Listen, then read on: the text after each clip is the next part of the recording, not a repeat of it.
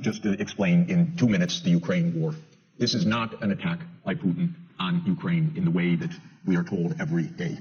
This started in 1990, February 9th, 1990.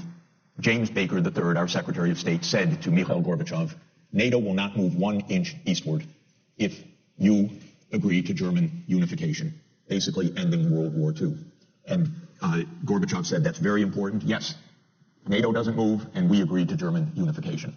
The U.S. then cheated on this, already starting in 1994, when Clinton signed off on basically a plan to expand NATO all the way to Ukraine. This is when the so-called neocons took power, and Clinton was the first agent of this.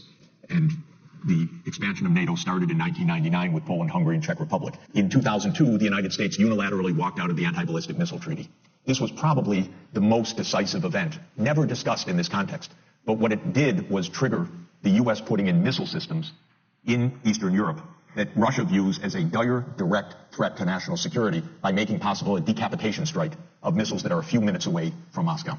And we put in 2 Aegis missile systems. We say it's defense. Russia says, how do we know it's not Tomahawk nuclear-tipped missiles in your silos? In 2004-5, we engaged in a soft regime change operation in Ukraine, the so-called First Color Revolution. And then the U.S. had its dirty hands in this. It should not meddle in other countries' elections. But in 2009, Yanukovych won the election, and he became president in 2010 on the basis of neutrality for Ukraine.